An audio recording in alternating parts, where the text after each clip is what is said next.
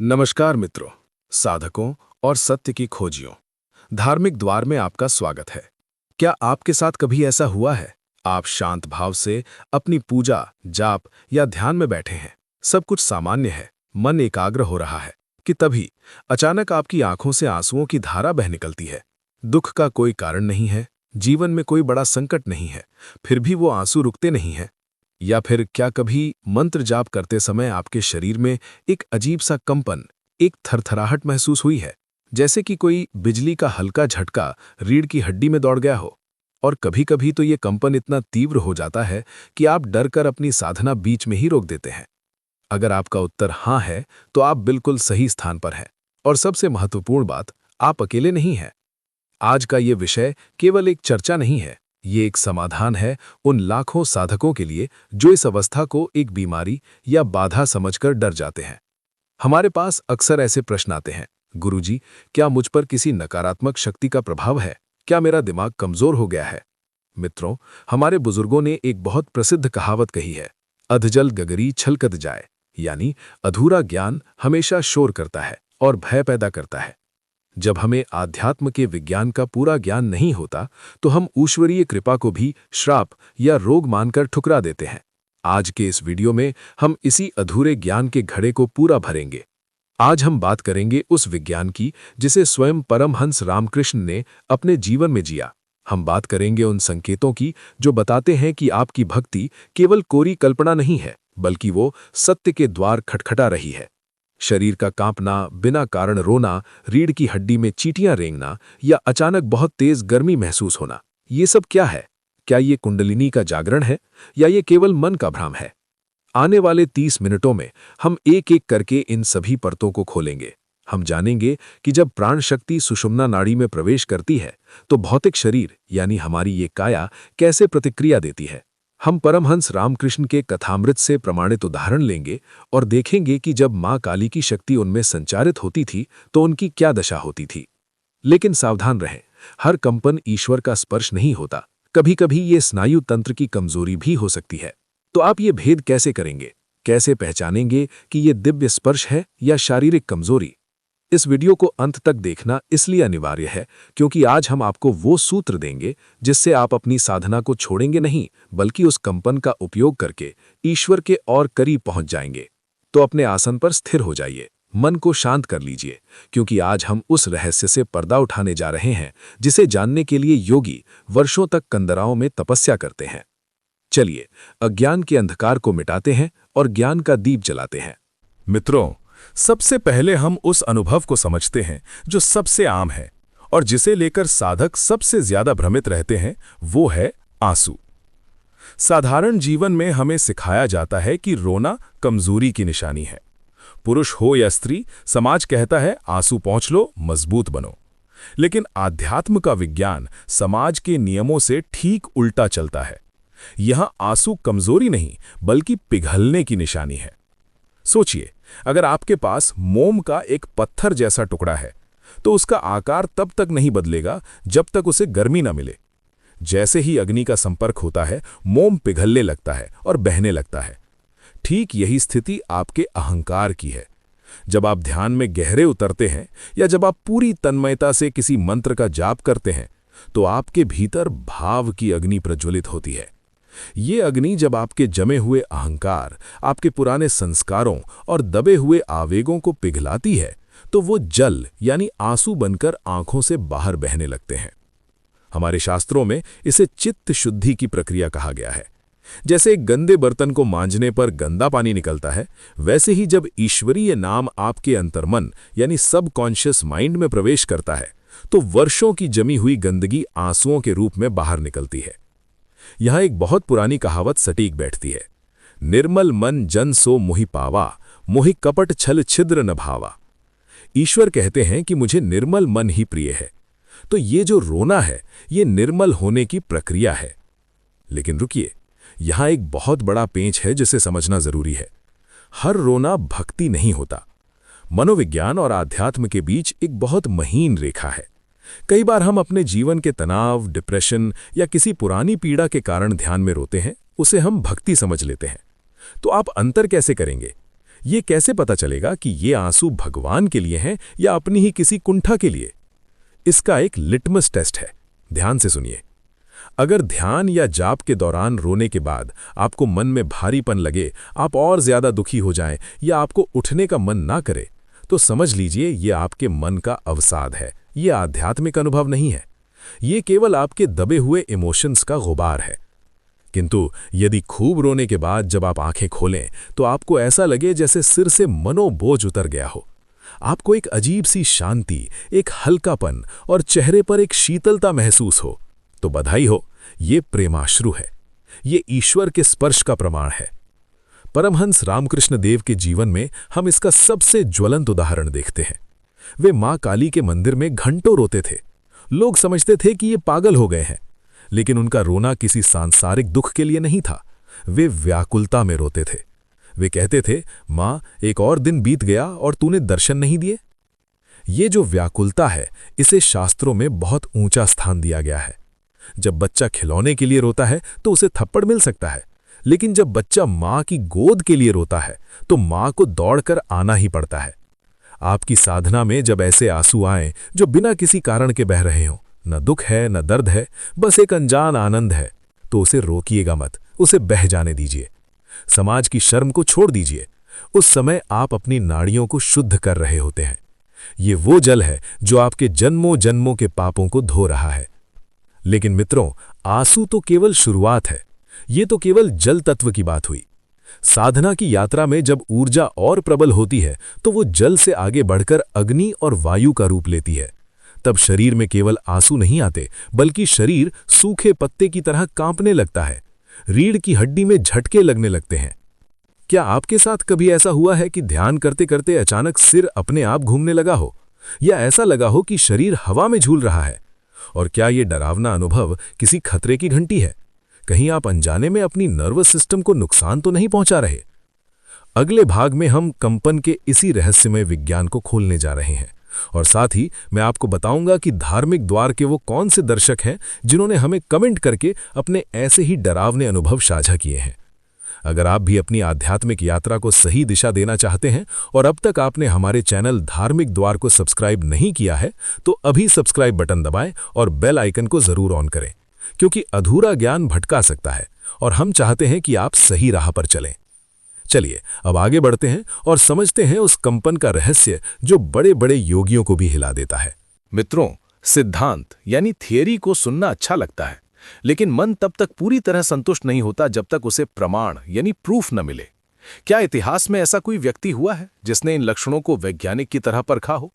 हाँ, वो नाम है ठाकुर श्री रामकृष्ण परमहंस।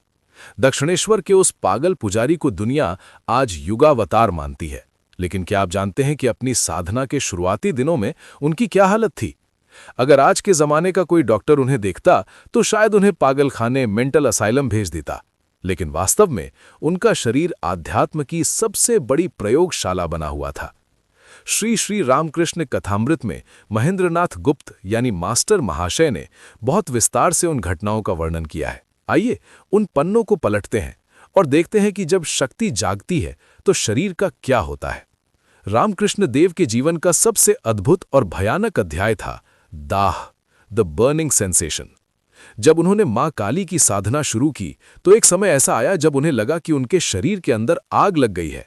ये कोई मुहावरा नहीं था, ये वास्तविक शारीरिक अनुभव था। उनके शरीर की चमड़ी इतनी जलती थी कि वे रोते हुए गंगा जी की तरफ भागते थे और घंटों तक गर्दन तक पानी में डूबे रहते थे। लोग कहते थे इस ब्राह्मण को कोई भीषण रोग हो गया है। वैद्य बुलाए गए, दवाइयां दी गईं, लेकिन कोई असर नहीं हुआ। शरीर पर चंदन का लेप लगाया जाता था, लेकिन वो चंदन भी कुछ ही मिनटों में सूख कर पपड़ी बनकर गिर जाता था। इतनी तीव्र गर्मी, ये क्या था? बाद में जब विदुषी भैरवी ब्राह्मणी यानी उनकी तांत्रिक गुरु दक्षिणेश्वर आईं तो उन्होंने शास्त्रों का प्रमाण दिया। उन्होंने बताया कि ये कोई बीमारी नहीं है, ये महाभाव के लक्षण हैं। जब विरह की अग्नि यानी the fire of separation from God और कुंडलिनी शक्ति का घर्षण होता है तो शरीर के रोम रोम में ऐसी गर्मी पैदा होती है। ये वही अवस्था थी जो चैतन्य महाप्रभु को हुई थी। जरा सोचिए मित्रों, अगर आपको ध्यान में थोड़ी गर्मी महसूस हो तो आप पंखा तेज कर लेते हैं, और यहाँ एक साधक ऐसा था जिसका पूरा अस्तित्व ही उस ईश्वरीय आग में तप रहा था। उन्होंने उस दर्द को पेन किलर लेकर दमाया नहीं, बल्कि उसे स्वीकार किया, क्योंकि वे जानते थे कि ये मां का स्पर्श है। एक और अद्भुत घटना का जिक्र आता है जो हनुमान भाव की साधना के दौरान घटी। जब रामकृष्ण देव हनुमान जी के भाव में पूरी तरह लीन हो गए, वे पेड़ों पर चढ़ते थे, केवल फल मूल खाते थे और रघुपति राघव का ही जाप करते थे, तब उनके शरीर में एक चौंकाने वाला बदलाव आया। मेडिकल साइंस इसे असंभव कह सकता है, लेकिन चश्मदीद गवाह बताते हैं कि उनकी रीढ़ की हड्डी का अंतिम छोर यानी कॉक्सिक बोन लगभग 1 इंच तक बढ़ गया था, जैसे कि एक छोटी सी पूंछ निकल रही हो। ये इस बात का सबसे बड़ा प्रमाण है कि मन जैसा सोचता है, शरीर यानी बायोलॉजी वैसा ही बन जाता है। जब उनकी चेतना पूरी तरह से वानर भाव में थी, तो उनके डीएनए और कोशिकाओं ने भी उसी अनुसार प्रतिक्रिया दी, और जैसे ही वो साधना पूरी हुई, वो हड्डी वापस अपने सामान्य आकार में आ गई। मित्रों, ये कहानियां मैं आपको मनोरंजन के लिए नहीं सुना रहा। ये कहानियां इस बात का सबूत हैं कि जब आप ध्यान में बैठते हैं, तो आप केवल आंखें बंद करके नहीं बैठे हैं, आप एक बहुत बड़ी शक्ति यानी हाई वोल्टेज एनर्जी के साथ खेल रहे हैं। अगर रामकृष्ण परमहंस जैसे अवतार को, जिनका शरीर इतना पवित्र था, इतने भीषण शारीरिक कष्टों और परिवर्तनों से गुजरना पड़ा, तो हम और आप तो साधारण साधक हैं। अगर आपकी साधना के दौरान आंख फड़कती है, शरीर झूलता है या आंसू आते हैं, तो ये डरने की बात नहीं है, ये तो गर्व की बात है। ये संकेत है कि आप सही रास्ते पर हैं।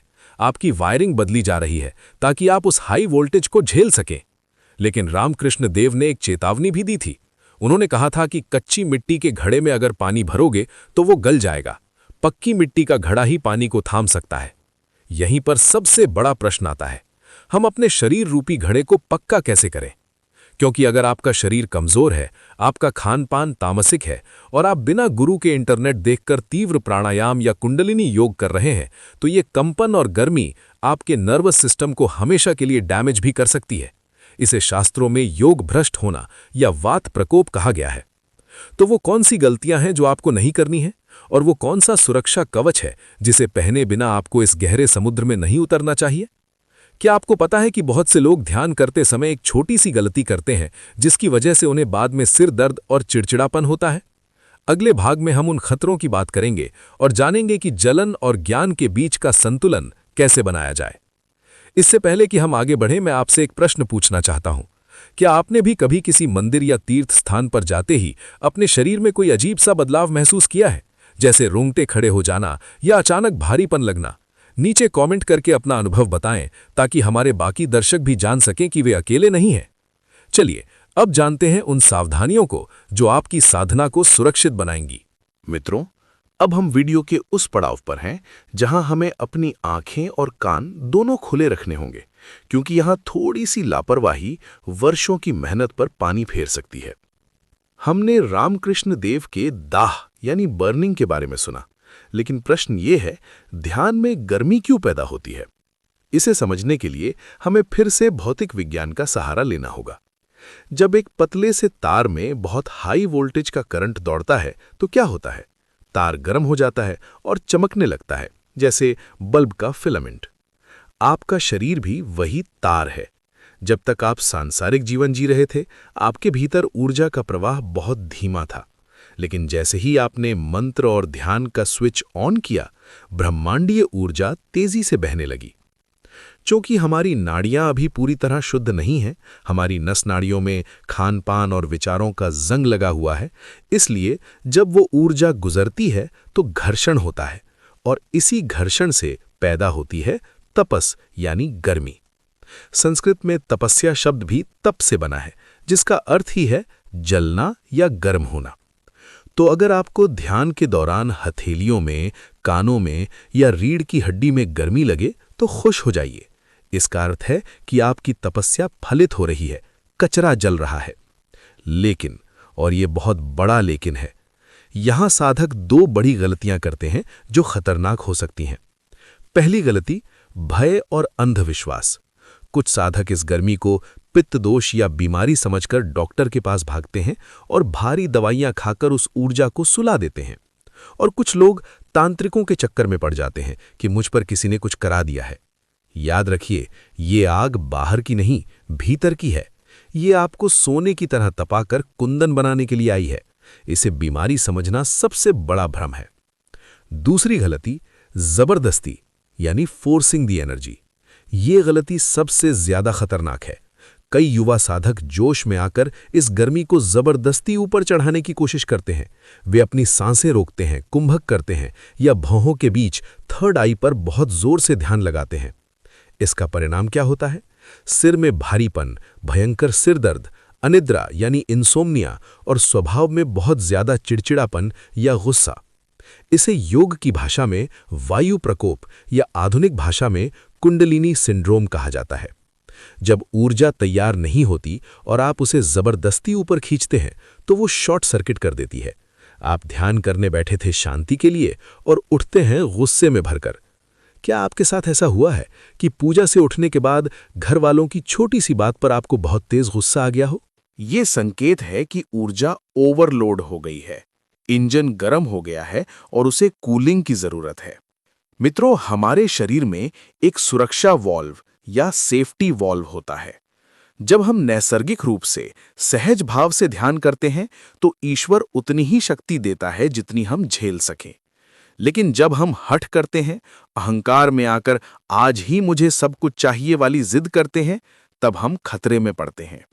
रामकृष्ण देव कहते थे, धैर्य रखो, माली कितना भी पानी डाल ले, फल ऋतु आने पर ही लगेगा। इस गर्मी को झेलने का एक ही तरीका है अपने सिस्टम को मजबूत बनाना, और सिस्टम मजबूत होता है सात्विक आहार और सही विहार से। अगर आप ध्यान गहरा कर रहे हैं और साथ में मिर्च मसालेदार भोजन, बहुत ज्यादा खट्टा या बासी खाना खा रहे हैं, तो ये आग आपके पेट और दिमाग को जला देगी। योगियों को आपने अक्सर घी, दूध और मक्खन का सेवन करते देखा होगा। क्यों? स्वाद के लिए नहीं, ये स्नेह है जो नाड़ियों की रुकावट को खत्म करते हैं ताकि ऊर्जा बिना घर्षण के, बिना गर्मी पैदा किए ऊपर चढ़ सके। तो सारांश ये है, गर्मी महसूस हो तो डरे नहीं, ये सफाई है। लेकिन अगर गर्मी सर में चढ़ जाए, नींद उड़ जाए या गुस्सा बढ़ जाए तो समझें कि आप कुछ गलत कर रहे हैं। आप अपनी क्षमता से ज्यादा एक्सेलरेटर दबा रहे हैं। अब सवाल ये उठता है कि अगर ऐसा हो जाए, अगर शरीर कांपने लगे, आंसू रुके नहीं और गर्मी से बेचैनी होने लगे, तो तत्काल क्या करना चाहिए? क्या ध्यान छोड़ देना चाहिए? या कोई ऐसी गुप्त तकनीक है जिससे हम इस उभरती हुई नदी को शांत कर सकें? अगला और अंतिम भाग आपके लिए सबसे महत्वपूर्ण है। इसमें मैं आपको वो 3 अचूक उपाय बताऊंगा जो हमारे ऋषियों ने और स्वयं रामकृष्ण देव ने अपने शिष्यों को बताए थे। ये उपाय फर्स्ट एड किट की तरह है। मित्रों, ये जानकारी आपको साधारण किताबों में नहीं मिलेगी। ये गुरु शिष्य परंपरा का निचोड़ है। अगर आपको लग रहा है कि ये वीडियो आपके जीवन में कोई वैल्यू जोड़ रहा है, तो इसे लाइक जरूर करें। आपका एक लाइक इस वीडियो को उन लोगों तक पहुंचाने में मदद करेगा जो शायद इसी समस्या से जूझ रहे हैं और डरे हुए हैं। चलिए, अब जानते हैं वो समाधान जो आपकी साधना को सुरक्षित और आनंदमय बना देंगे। मित्रों, अब हम इस यात्रा के अंतिम और सबसे महत्वपूर्ण पड़ाव पर आ गए हैं। समस्या हमने समझ ली, विज्ञान हमने जान लिया, खतरे भी देख लिए। अब बारी है समाधान यानी सॉल्यूशन की। जब ध्यान में शरीर कांपने लगे, आंसू बहने लगे या बहुत तेज गर्मी लगे, तो एक साधक को व्यवहारिक रूप से प्रैक्टिकली क्या करना चाहिए? यहां मैं आपको 3 अचूक सूत्र दे रहा हूं। इन्हें अपनी साधना की डायरी में नोट कर लीजिए। उपाय नंबर 1, अर्थिंग यानी पृथ्वी तत्व का संपर्क, ग्राउंडिंग। जब बिजली के तार में करंट ज्यादा हो जाता है तो उसे अर्थिंग की जरूरत होती है ताकि एक्स्ट्रा करंट धरती में चला जाए और घर सुरक्षित रहे। आपका शरीर भी वही घर है। जब ऊर्जा सिर में चढ़ जाए, भारीपन लगे या शरीर बहुत कांपे, तो अपनी साधना वहीं रोक दें और नंगे पांव जमीन पर, घास पर या मिट्टी पर चलें। हमारे ऋषियों ने खड़ाऊ यानी लकड़ी की चप्पल पहनने का नियम इसलिए बनाया था ताकि हमारा संपर्क धरती से बना रहे, लेकिन ऊर्जा का क्षय ना हो। परंतु जब ऊर्जा बेकाबू हो जाए तो सीधे धरती मां की गोद में जाएं। 10-15 मिनट प्रकृति के बीच, पेड़ पौधों के पास चुपचाप बैठने से या टहलने से वो अतिरिक्त ऊर्जा, एक्सेस एनर्जी वापस पृथ्वी में समा जाती है और शरीर शांत हो जाता है। इसे साधारण मत समझिएगा, ये सबसे प्रभावशाली तरीका है। उपाय नंबर 2, ध्यान का केंद्र बदलें, शिफ्ट योर फोकस। ये सबसे तकनीकी बात है, ध्यान से सुनिए। ज्यादातर साधक गलती क्या करते हैं? जब उन्हें कोई अनुभव होता है तो वे अपना पूरा ध्यान भ्रिकुटी यानी दोनों भवों के बीच थर्ड आई सेंटर पर ले आते हैं। याद रखिए, आज्ञा चक्र अग्नि और आदेश का केंद्र है। अगर वहां पहले से गर्मी है और आप वहां और ध्यान लगाएंगे तो विस्फोट हो सकता है, हेडेक, एंगर। ऐसे समय में अपना ध्यान तुरंत वहां से हटाकर हृदय चक्र पर ले आएं। हृदय प्रेम और वायु का स्थान है। हृदय शीतल है। जैसे ही आप अपनी चेतना को दिमाग से हटाकर छाती के बीच में लाते हैं, वो उग्र शक्ति प्रेम में बदल जाती है। जो कंपन आपको डरा रहा था वो अब आनंद देने लगेगा। जो गर्मी आपको जला रही थी वो अब भक्ति की शीतलता बन जाएगी। रामकृष्ण देव हमेशा कहते थे, सूखा ज्ञान रेगिस्तान जैसा है, भक्ति हरी भरी छांव है। जब भी खतरा लगे भक्ति की शरण में आ जाओ। उपाय नंबर 3, समर्पण, टोटल सरेंडर। ये अंतिम ब्रह्मास्त्र है। जब शरीर कांप रहा हो और आप समझ ना पाएं कि क्या हो रहा है तो लड़ना बंद कर दीजिए। कंट्रोल करने की कोशिश छोड़ दीजिए। बस हाथ जोड़िए और अपने इष्ट से, चाहे वो शिव हो, कृष्ण हो या मां काली, से कहिए, हे प्रभु, ये शक्ति तेरी है, ये शरीर तेरा है, तू जाने, तेरा काम जाने, मैं केवल तेरा बालक हूं। यकीन मानिए मित्रों, जैसे ही आप ये भाव लाते हैं अहंकार बीच से हट जाता है और सारा संघर्ष अहंकार का ही तो है। मैं ध्यान कर रहा हूं, मैं शक्ति को रोकूंगा, यही मैं तो बाधा है। जब मैं हटता है तो शक्ति का प्रवाह सुचारू हो जाता है, कांपना बंद हो जाता है और एक गहरी निशब्द शांति छा जाती है। तो मित्रों, आज हमने क्या सीखा? हमने जाना कि ध्यान में आने वाले आंसू कमजोरी नहीं बल्कि मन की सफाई है। शरीर का कांपना कोई बीमारी नहीं बल्कि प्राण ऊर्जा का नाड़ियों में प्रवेश है। और गर्मी या जलन तपस्या की वो आग है जो हमें कुंदन बनाती है। रामकृष्ण परमहंस का जीवन हमें यही सिखाता है कि आध्यात्म कोई जादू टोना नहीं बल्कि एक व्यवस्थित विज्ञान है। बस जरूरत है सही मार्गदर्शक की, धैर्य की और अटूट विश्वास की। अगर आपके साथ ये अनुभव हो रहे हैं तो डरिए मत, आप बहुत भाग्यशाली हैं। करोड़ों लोग तो अभी भी नींद में हैं, उन्हें पता ही नहीं कि जीवन का उद्देश्य क्या है। कम से कम आपकी नींद तो टूट रही है। उस कंपन का स्वागत करें, उन आंसुओं को बहने दें। बस अपनी नीयत साफ रखें और नियम का पालन करें। मंजिल दूर नहीं है। मुझे पूरी उम्मीद है कि आज के इस 30 मिनट के विशद विवेचन ने आपके मन के कई संशयों और डर को दूर कर दिया होगा। अब मेरी आपसे एक विनती है, ये ज्ञान केवल अपने तक सीमित ना रखें। हो सकता है आपका कोई मित्र, कोई रिश्तेदार इसी डर की वजह से अपनी साधना छोड़ बैठा हो। ये वीडियो उसके साथ शेयर जरूर करें। क्या पता आपका एक शेयर किसी की आध्यात्मिक यात्रा को दोबारा शुरू करवा दे। अगर आपके मन में अभी भी कोई प्रश्न है, कोई ऐसा अनुभव है जो हमने यहाँ चर्चा नहीं की, तो बेझिझक नीचे कमेंट बॉक्स में लिखें। हम और हमारी धार्मिक द्वार की टीम आपके प्रश्नों का उत्तर देने का पूरा प्रयास करेंगे। और हाँ, अगर अब तक आपने सब्सक्राइब नहीं किया है तो ये सही समय है। धार्मिक द्वार परिवार का हिस्सा बने ताकि सत्य की इस खोज में हम और आप साथ साथ चल सकें।